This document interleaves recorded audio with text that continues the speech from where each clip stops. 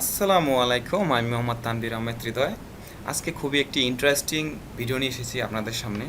যারা চ্যানেলটিকে এখনও সাবস্ক্রাইব করেনি দয়া করে সাবস্ক্রাইব করে দিবেন এবং পাশে থাকা বেল আইকনটিকে প্রেস করে দিবেন। আচ্ছা, আজকে আমরা কথা বলবো হচ্ছিল জ্যাম্প নামক একটি সফটওয়্যার নিয়ে। আমরা যারা সফটওয়্যার ইন্ডাস্ট্রিতে কাজ করি অথবা প্রোগ্রামিংয়ের সাথে যুক্ত আছি অথবা কোনো প্রজেক্ট নিয়ে কাজ করি, সবাই কিন্তু কম বেশি জ্যাম্পের বা লোকাল হোস্টের কিন্তু এই নামটার সাথে পরিচিত। কিন্তু এখানে কিন্তু একটা অনেক ইম্পর্টেন্ট হিডেন ফিচার আছে যেগুলো কিন্তু আমরা অনেকেই জানি না। তার মধ্যে একটি ফিচার হচ্ছে হলো ইম্পোর্ট অ্যান্ড এক্সপোর্ট। অনেক সময় দেখা যায় যে আমাদের ডেটাবেসগুলো আমাদের লোকাল হোস্ট থেকে কোনো কারণে ডিলিট হয়ে গেছে, অথবা দেখা যায় যে আপনাদের জ্যাম সার্ভারে কোনো সমস্যা হওয়ার কারণে জ্যামকে আনইনস্টল করা লাগতেছে, আবার নতুন করে ইনস্টল করার ক্ষেত্রে কিন্তু আপনার পূর্ববর্তী ডেটাবেসগুলো ডিলিট হয়ে যায়। তো এই ডেটাবেসগুলোকে ফেরত পাওয়ার জন্য অথবা আপনি এই ডেটাবেসগুলোকে সেভ করে আপনার ড্রাইভে অথবা যে কোনো জায়গায় কম্পিউটারে রেখে দিলে পরে কিন্তু সেগুলোকে ইম্পোর্ট করে আবার আপনি ডেটাবেসগুলোকে নিজের কম্পিউটারে নিয়ে আসতে পারবেন। কিন্তু যদি এইগুলাকে আপনি ম্যানুয়ালি করতে যান তাহলে কিন্তু আপনার সেই আগের এসকিউএল কমান্ডগুলো লেখা লাগবে, যেটা কিন্তু অনেক লেন্দি প্রসেস। তো কথা না বাড়িয়ে চলুন শুরু করা যাক কীভাবে এই প্রসেসটি আপনি করতে পারবেন। তো এখান থেকে আমি প্রথমে আমার লোকাল হোস্টে চলে গেলাম।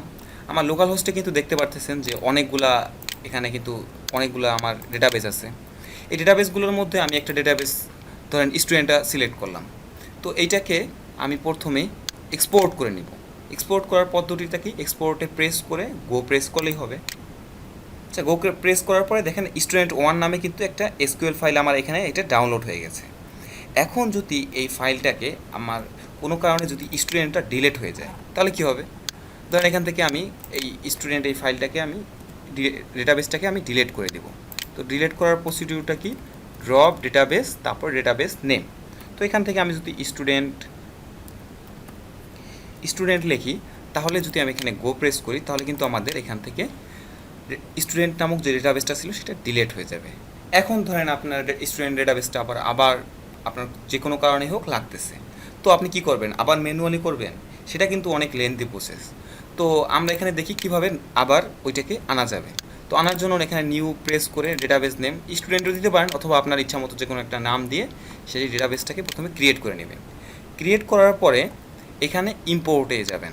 ইম্পোর্টে যাওয়ার পরে আপনি চুজ ফাইলে প্রেস করবেন। চুজ ফাইলে প্রেস করার পরে আপনি যেটাকে ডাউনলোড করেছেন, যেখানে ডাউনলোড হয়েছিল সেখানে প্রেস করবেন, দেন ওপেন প্রেস করবেন। প্রেস করার পরে এখানে গো প্রেস করবেন। প্রেস করার পরে টাইম নেবে। দেখেন আমার কিন্তু ডেটাবেসগুলো কিন্তু ডিলিট হয়ে গেছিলো, কিন্তু দেখেন এখানে সব টেবিলগুলো কিন্তু আমার চলে এসেছে।